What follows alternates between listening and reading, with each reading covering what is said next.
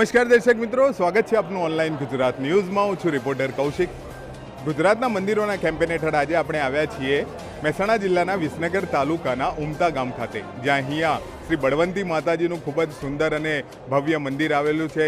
આ મંદિર કહેવાય છે કે બહુ જ આસ્થા અને શ્રદ્ધા સમગ્ર ગ્રામજનો આ મંદિર પ્રત્યે ધરાવે છે. અહીંયા નવનિર્માણ મહોત્સવની ભવ્યથી ભવ્ય ઉજવણી ત્રિદિવસીય રાખવામાં આવી છે, જેના આજે અંતિમ દિવસે ભવ્ય યજ્ઞશાળાનો આરંભ કરવામાં આવ્યો હતો. અહીંયા પ્રાણ પ્રતિષ્ઠા મહોત્સવ જે છે તે યોજાઈ રહ્યો છે. લક્ષ્મીનારાયણ ભગવાનનો, શ્રી બહુચરા માતાજી, ઉમિયા માતાજી તથા અંબાજી માતાજીનો ભવ્યથી ભવ્ય પ્રાણ પ્રતિષ્ઠા મહોત્સવનું પણ અહીંયા સુંદર આયોજન કરવામાં આવ્યું છે. આપણી સાથે હાલ સંસ્થાના ટ્રસ્ટી શ્રી નારાયણભાઈ પટેલ, શ્રી વિનોદભાઈ પટેલ તથા શ્રી ગાંડાભાઈ પટેલ હાજર છે. તે આપણને સંપૂર્ણ વિગત આ મંદિરના ઇતિહાસ વિશે તથા કાર્યક્રમોની માહિતી આપશે. તો આવો નિહાળીએ શ્રી બળવંતી માતાજી મંદિર ઉમતા. Thank you.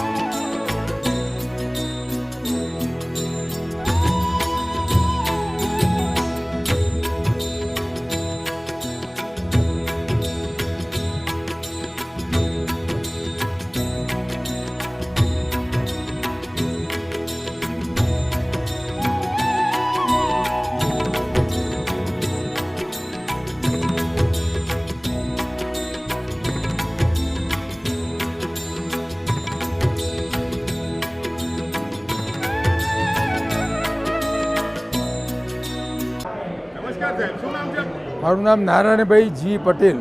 પટેલ સાહેબ, આ મંદિર કયા માતાજીનું છે, કઈ જગ્યાએ આવેલું છે, એની માહિતી આપો. આ બળવંતી માતાનું મંદિર છે. ગામ ઉમતા, તાલુકો વિસનગર, જિલ્લો મહેસાણા અને અંબાજીથી અમદાવાદ જવાના મેઇન રોડ ઉપર આવેલું છે. મંદિરનો શું ઇતિહાસ છે અને મંદિરની સ્થાપના ક્યારે કરવામાં આવી? આ મંદિરનો ઇતિહાસ તો રાજકીય છે. આ બળવંતી માતા એક રાજાની પુત્રી હતા અને જ્યારે મુસલમાનોની હુમલો થયો ત્યારે એમને બચાવ માટે પોતાનું બલિદાન આપેલું. અને પછી થોડા સમય પછી એમને અમારા ગામમાં એક કુંભારને અને એક પટેલને એનો પરચો આપેલો અને કુંભારને કહેલું કે તારો ચાકડો ઓટોમેટિક સવારે ચાલુ થઈ જશે, અને જોયું તો સવારે ચાલુ થઈ ગયો. પછી અમારા એક પટેલ ભાઈને એવું કહેલું કે તમારા ઘરમાં ઓટોમેટિક દીવો ચાલુ થશે, અને થઈ ગયેલો. ત્યારથી બધાની બહુ આસ્થા બેસી ગયેલી. પછી આ મંદિર પહેલાં બહુ સામાન્ય દેરા જેવું હતું, પણ પછી બ્રહ્મચારી મહારાજ અમારી આવેલા, બહુ તપસ્વી બ્રહ્મચારી મહારાજ, અને એમને મંદિર લગભગ આજથી 70 વર્ષ પહેલાં ગામનો ટેકો ખરો પણ મુંબઈથી ફંડ લાવી અને આ મંદિર બનાવેલું, જે આજે પણ અમે મોડિફાય જ કર્યું છે. એ મંદિરનું બેઝિક બધું એનું એ રાખ્યું છે. હા, આ મંદિરની જગ્યા જે છે એ અંબાજી જતા યાત્રિકો માટેનું એક વિસામો સ્થાન હતો. અને એટલા બધા અત્યારે આ રસ્તાથી અંબાજી જાય છે, એટલે અમને વિચાર કર્યો કે ભાઈ આ જગ્યાને આપણે સારી રીતે ડેવલપ કરીએ તો યાત્રાળુઓને થોડી સુવિધા રહે. બીજું આ મંદિરનો જે કોટ હતો એની આગળ ને પાછળ જગ્યા છૂટી હતી જે લોકોએ ઓક્યુપાય કરેલી, એટલે અમને એવું થયું કે આ જગ્યા જો આ રીતે નહીં લઈએ તો લોકો એની માલિકી કરી દેશે. એટલે અમે નક્કી કર્યું કે ભાઈ આ કોટ તોડી નાખવો અને આ બધી જગ્યા DLR પ્રમાણે લઈ અને પછી માતાનું પરિસાર મોટું પહેલાં કરી દેવું અને જેટલી બને એટલી સુવિધા ઉત્પન્ન કરવી કે જેથી આવતા જતા યાત્રીઓને બહુ જ અનુકૂળતા રહે.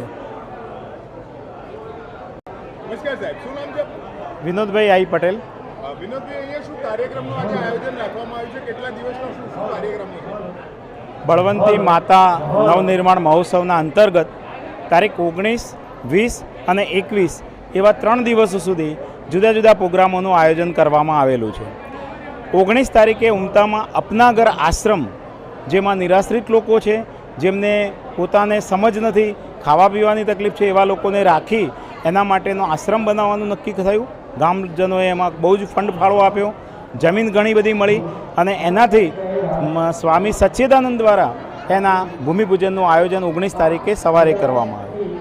એ જ દિવસે રાત્રે ભીખુદાન ગઢવીને બોલાવી ગ્રામજનોને આનંદ અને ઉત્સાહ મળે એ માટે ભીખુદાન ગઢવીના ડાયરાનું આયોજન થયેલું. 20 તારીખે સવારે મા બળવંતીની શોભાયાત્રા કાઢવામાં આવી અને એ શોભાયાત્રામાં સમગ્ર ગામજનો જોડાયા. એમાં જુદા જુદા ગ્રુપમાંથી સન્માન કરવામાં આવ્યું અને ખૂબ ભક્તિભાવથી ગામમાંથી લગભગ 10,000 માણસોનો વરઘોડો અને શોભાયાત્રા પૂરા ગામમાં ફરી અને બધાએ એનો માતાજીનો પ્રસાદ લીધો.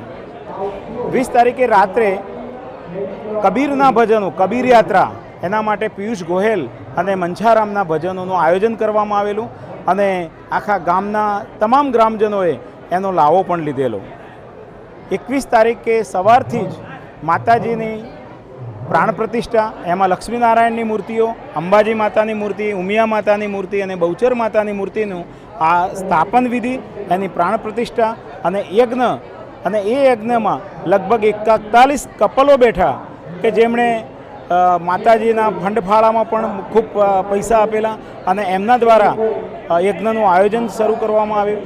અને સાંજે 4 વાગે માતાજીના યજ્ઞનું આહુતિ એટલે કે શ્રીફળો થશે અને પછી સમગ્ર ગામ, આખું જ ગામ, તમામ કોમ સાથે બની અને જમશે અને રાત્રે માતાજીના ગરબાઓ ગવાશે અને ગરબાઓ ગાઈ અને બધા સ્વયંસેવકોનું સન્માન કરી આ પ્રોગ્રામની પૂર્ણાહુતિ થશે.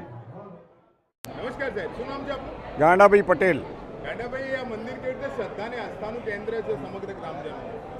આ મંદિર એટલું બધું લોકપ્રિય છે કે ગામના લોકો અને અહીંયા આગળથી પરદેશમાં વસતા લોકો એની બાધા આખડી રાખે છે અને ચમત્કારિક રીતે જેને પુત્રનો જન્મ થાય તો એના ગરબાનું આયોજન પણ 14ના ગરબા જે આખા વિશ્વની અંદર પ્રખ્યાત છે, તો એ ગરબાનો આખો મહોત્સવ થાય છે.